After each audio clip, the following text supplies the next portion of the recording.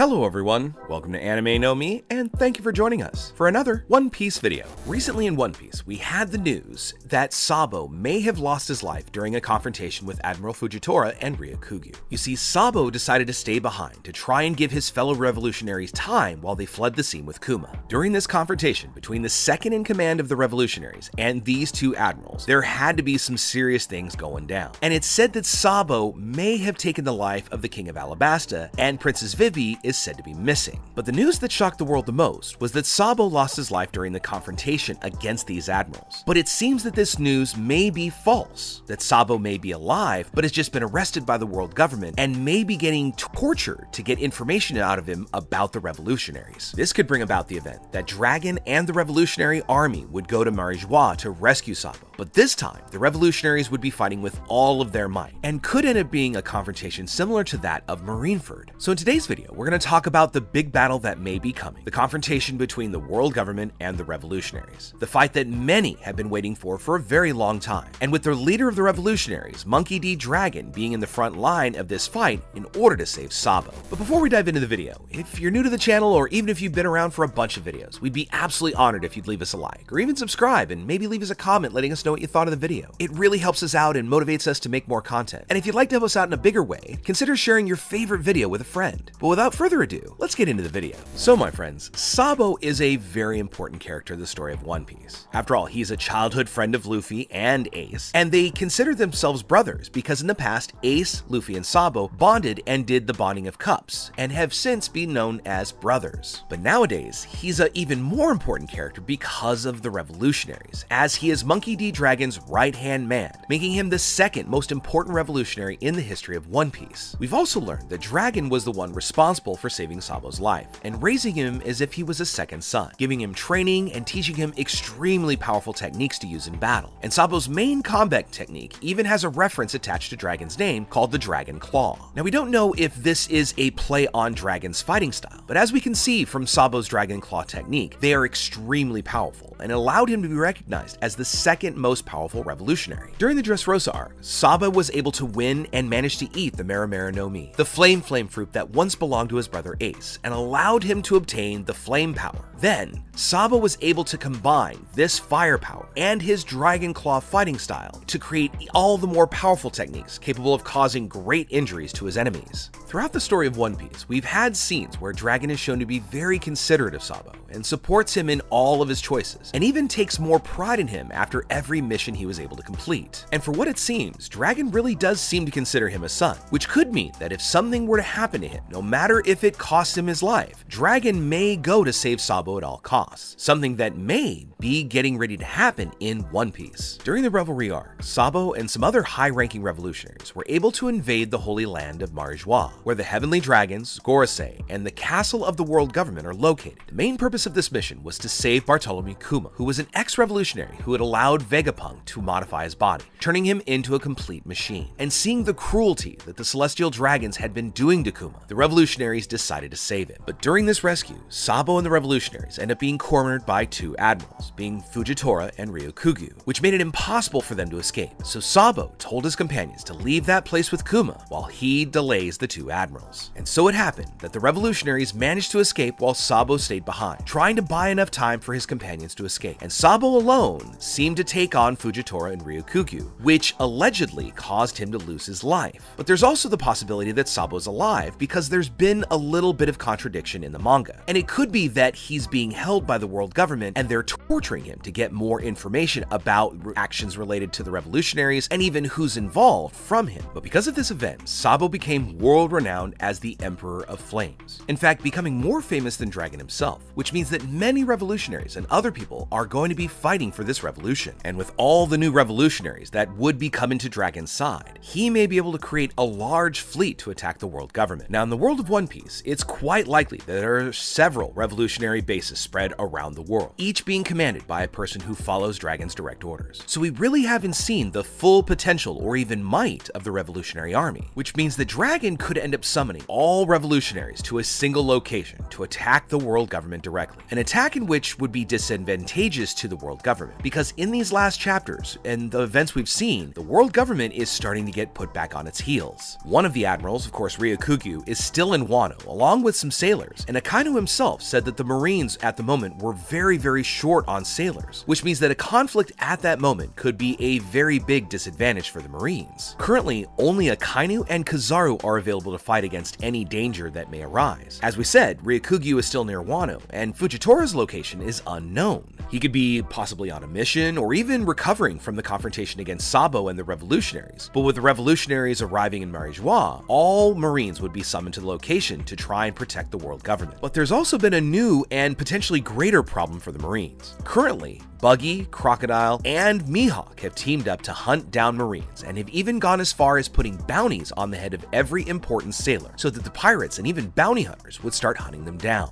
So even if they were on their way to Marijois, many Marine ships could be attacked by pirates and would prevent them from helping the world government, which would allow the revolutionaries to easily defeat the world government in a great battle in which all members of the revolutionary army participated. And in this battle between the world government and the revolutionaries, we would get to see some amazing combat scenes. Now, we may not get to see the full potential of the Marines because we've already really seen a lot of strength of the sailors throughout the story and even in the Battle of Marineford, but this would be the time for the revolutionaries to show their real strength. And of course, the main attraction of this battle would be Dragon, because so far we know next to nothing about this mysterious character, which indicates that this confrontation would be the one where we get to see him use all his powers to rescue Sabo and enact any other plans he's had for many years. And there's even the possibility of Dragon taking on Akainu. Now, a battle between these two powerful characters would make the Marines realize that they are not very well prepared, and thus the world government would have the opportunity to summon the SSG. Now, although we know very little, we do know that the SSG, the Special Science Group, was an organization that was meant to replace the pillar of the three pillars in the world, being the world government, the Yonko, and the warlords of the sea. But with the warlords taken away, the SSG was meant to fill the void. Now, this is an organization that follows the orders of the world government, and it's made up of scientists that are apart that take their inventions to the battlefield, and we've also seen a little bit of their work in Kuma and the Pacifistas. But for all we know, at this moment the SSG may have put together even more dastardly weapons beyond just the Pacifistas. But the SSG may also have their own danger of being intercepted by Judge and Caesar, because apparently these two great scientists are going to team up to create an even more powerful army, because Judge and Caesar have a history, along with Queen from Kaido's crew, and that is a relationship to the mysterious scientist Vegapunk, because they may have a very powerful grudge against Vegapunk, who of course is the leader of the SSG. But in the past, Caesar, Judge, Vegapunk, and Queen worked on the same research and seemed to have helped each other, but for some odd reason got separated. So perhaps because of Vegapunk's arrogance or something else that he did, his former companions have taken a great hatred of him. So it's very likely that Caesar and Judge, after allying themselves, will attack the SSG in order to find and defeat Vegapunk, leaving the world government all the more susceptible to fall. And if this would happen and the revolutionaries were able to attack, they would have an immensely powerful advantage in this fight, because all of the strength that the world government used to have, being the SSG and the Marines, would be practically useless. And with these two main tools of the world government's gone, the defense that they would be able to post would be all the more lackluster. I mean, sure, the admirals and even Akainu could withstand the revolutionaries for a while, but at some point they would end up being exhausted because of the prolonged battle. The revolutionaries, on the other hand, have many powerful members, and even allies at their disposal like Luffy, because if the news that Sabo had lost his life or was even captured, if that spread all over the world, that would bring Luffy to Marijois, allowing the Straw Hats to unite in this fight to rescue Sabo, who would be possibly trapped inside Marijois' castle, and this confrontation would be decisive for the fate of the world of One Piece. With the fall of the world government, all of the world nobles would cease to exist, and we don't know exactly what their fate would be, but it's pretty likely that each one of them would be disowned by society, because after all of the great cruelty that they have done for so many years, there would be no way for people to forget or allow them to live a normal life. I mean, all the people that they have enslaved would revolt against them. But the Celestial Dragons wouldn't necessarily be the revolutionaries' main concern. Their priority would be what to do with the Gorosei, the ones who are responsible for everything that happens in the world government. And so far, only the Gorosei allegedly know the existence of Im-sama. But with the revolutionaries being able to invade the castle, it might make it possible that at some point they would be able to find Im-sama inside the castle, and may even find the big straw hat that Im-sama kept frozen in a safe.